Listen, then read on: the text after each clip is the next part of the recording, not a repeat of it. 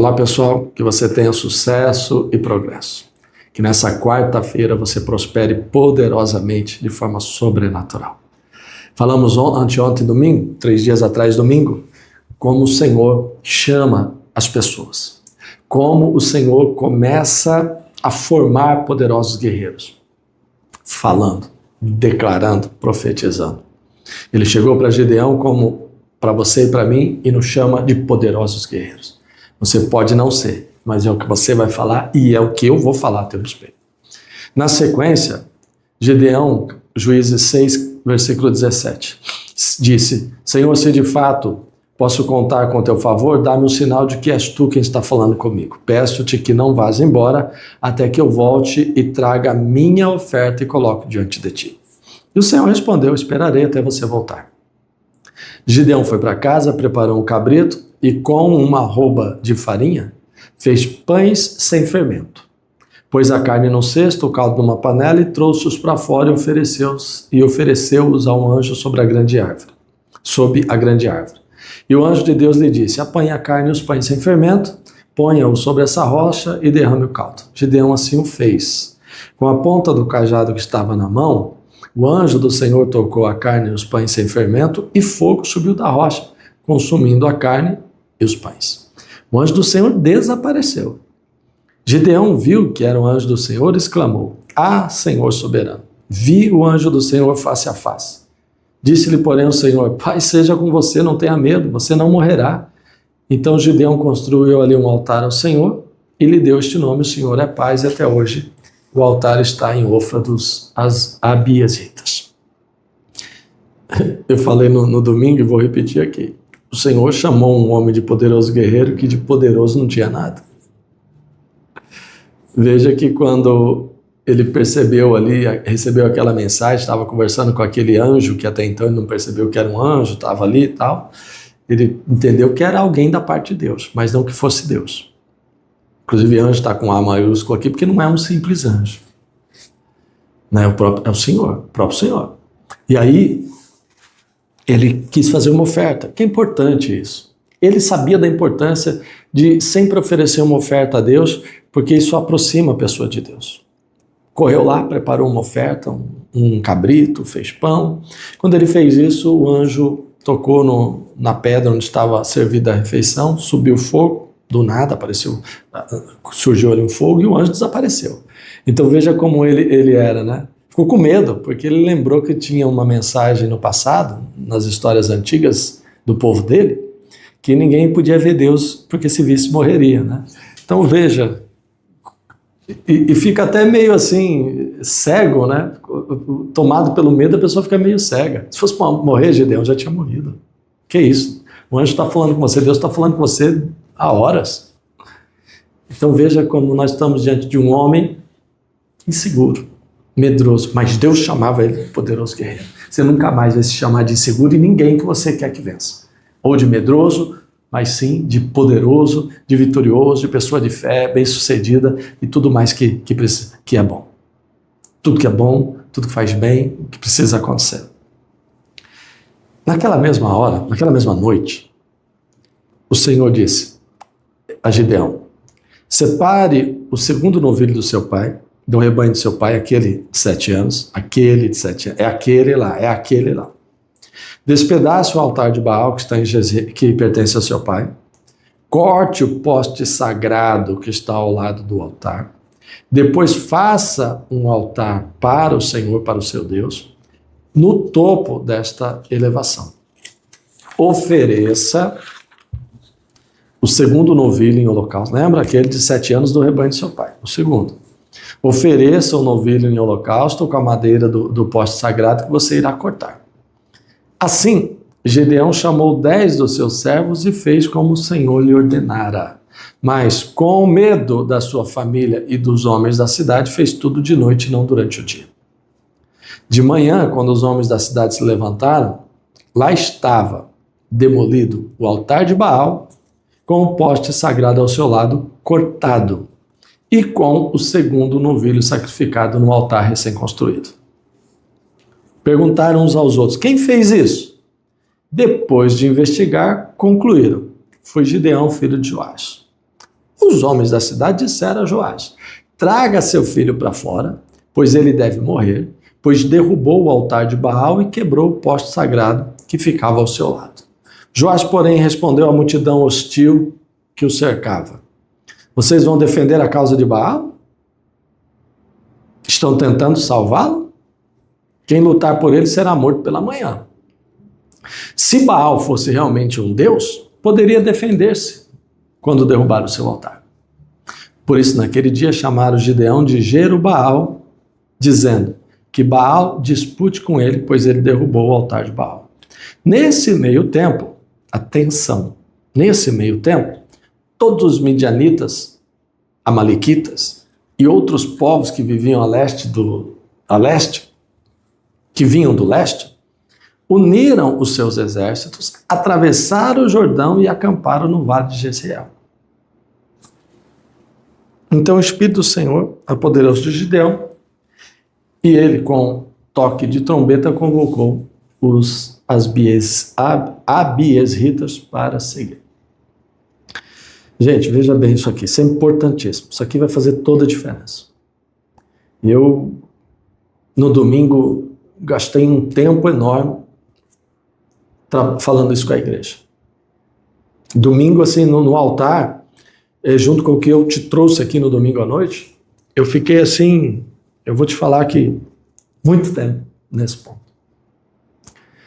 Quem era o inimigo? Os midianitas, junto com os amalequitas e outros povos do leste.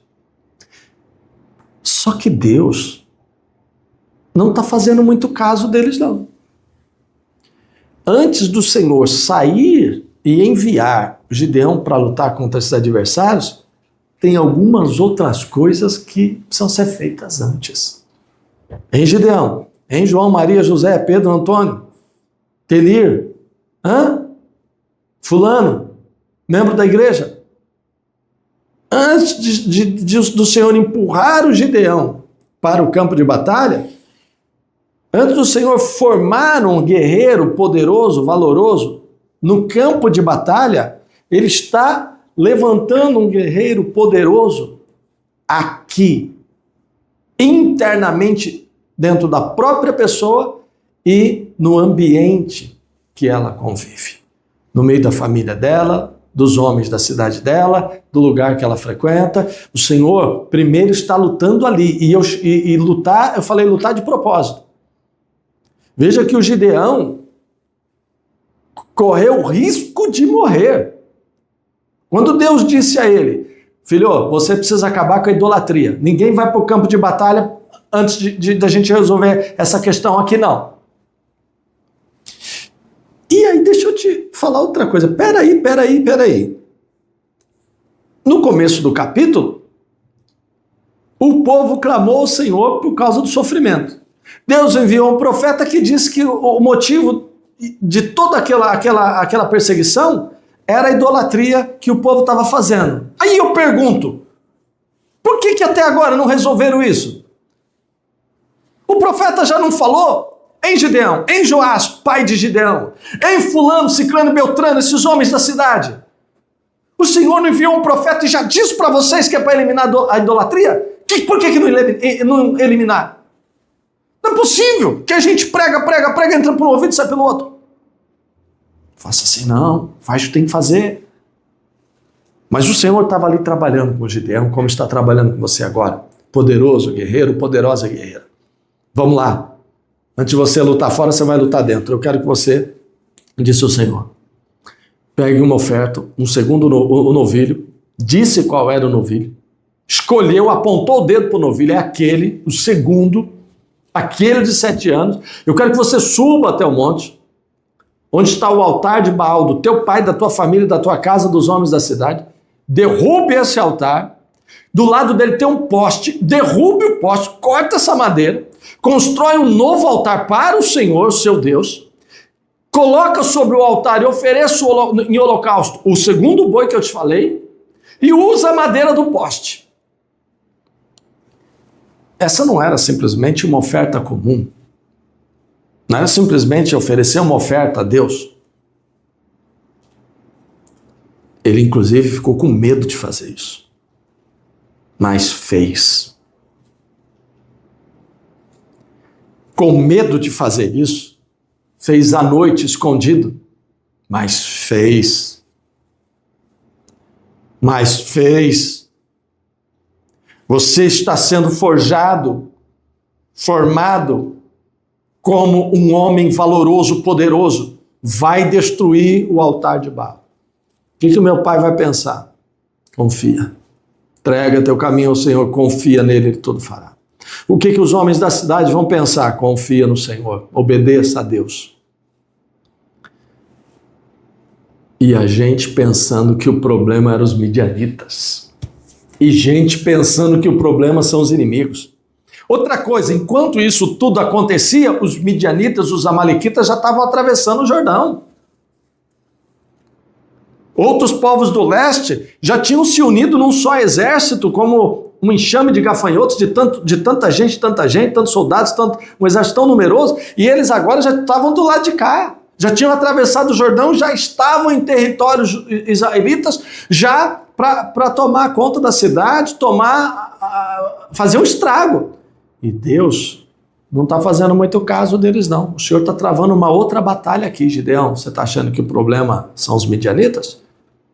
O problema é o altar de Baal. E o problema são, quando você derrubar o altar de Baal, você vai ver quem são os inimigos. Eu me lembro de conversar com alguém e a pessoa me dizer assim, olha, depois que a gente passou a servir a Deus, praticar a palavra, alguns amigos deixaram de ser amigos, alguns parentes até se afastaram e outros até criticaram. Onde já se viu, tal. É isso aí, Gideão. É isso, Gideão. É isso. Às vezes é o fogo amigo, né? Você acha que o problema é o midianita, quem quer te matar, quem vai te matar é o fogo amigo. São os homens da sua própria cidade, são seus próprios parentes, seu próprio clã. Olha aqui, ó. Gideão estava com medo, mas fez. Não era o serviço para um homem só, juntou 10 homens, não era coisa fácil não. Mas fez. De manhã, bateram na porta do pai dele, chama o Gideão, põe o Gideão para fora, porque ele vai morrer, não, vamos matá-lo. Aí, quem que é o inimigo?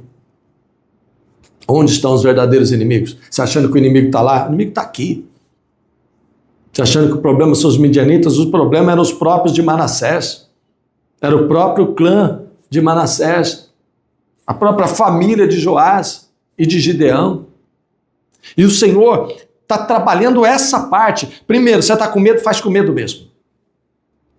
Tem que acabar com a idolatria. Tem que tirar isso do nosso meio. Você é um poderoso guerreiro. Essa é a sua primeira batalha. Interna, vencer o medo e fazer o que eu estou falando. Oferecer o boi que eu estou te pedindo, a oferta que eu estou te pedindo. Essa é a primeira batalha. Essa é a primeira luta. Esse é o primeiro desafio de um poderoso guerreiro que está em formação. E outra, fez isso, se prepara para o fogo amigo. O ataque dos inimigos que não eram para ser inimigos, dos amigos que agora são inimigos, e uma bagunça só. Quem destruiu o altar de Baal? Era o altar de Deus? Tem que tirar. Não era? Então tem que tirar. E ele correu um risco de morrer ali. Os homens ali hostis, cercaram a casa e vamos matar. Não matou, porque o pai de Gideão interviu. Se Baal é Deus, ele que se defenda, e assim o assunto meio que encerrou ali. Preste atenção nisso. Ninguém foi para o campo de batalha, ainda, mas a batalha está sendo travada. Não existe poderoso guerreiro fora se não existir poderoso guerreiro dentro. Não existe coragem fora se o medo não sair de dentro. Não existe poder de Deus na minha vida se a idolatria não sair do meio que eu estou. Você é um poderoso guerreiro, faz o que tem que ser feito. E os midianitas daqui a pouco serão derrotados de um jeito que você nem imagina. Nem imagina. Em nome de Jesus.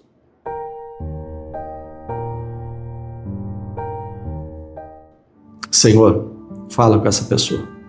Continue falando ao coração dela, à mente dela. Continue falando a essa família, aos Gideãos dos dias de hoje. Tem muita coisa em jogo aqui. Tem uma cidade, um povo inteiro, uma nação toda, um país sendo oprimido. E o Senhor escolheu um homem medroso, pequeno, menor de todos, segundo ele mesmo, segundo a própria pessoa, mas já estava formando, forjando ali um poderoso guerreiro. A sua primeira batalha foi vencer o medo. A sua batalha, as suas primeiras batalhas foram essas: vencer o medo, derrotar a idolatria, quebrar, destruir, desfazer o altar de idolatria, tudo aquilo que afasta o Senhor do meio do seu povo. Isso não foi fácil. Hoje não é diferente. As pessoas que agem assim, muitas vezes sofrem críticas, e críticas pesadas, são atacadas, até por quem é amigo, é parente, é próximo. Ali, quem até outro dia é amigo, agora se vira contra. Por quê? Porque a idolatria está sendo destruída, o altar idólatra está sendo quebrado, e o Baal está querendo, não está gostando, está usando as pessoas. Em nome de Jesus, que o Gideão fique firme, porque nós estamos trabalhando aqui na formação de um poderoso guerreiro, e os midianitas que nos aguardem, o dele está guardado, já já a gente chega lá. Dê vitórias a essa pessoa vitórias internas, vitórias ali primeiro junto dos próximos.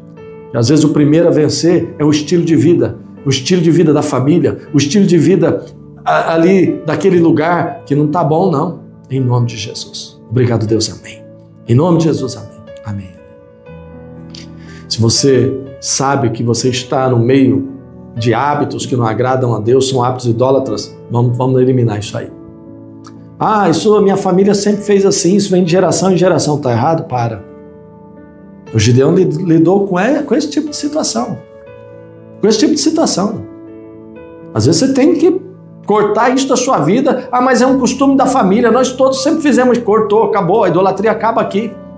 E o que eles vão pensar? Eles vão querer te atacar, vão te criticar, mas você confia em Deus. Bispo, eu pensei que a gente ia lutar com os midianitas. Calma, o deles está guardado. Sexta-feira eu te encontro aqui nesse horário, e aí a gente vai lidar com os midianitas. Em nome de Jesus. Deus te abençoe, que você tenha sucesso e progresso. Forte abraço, graça e paz.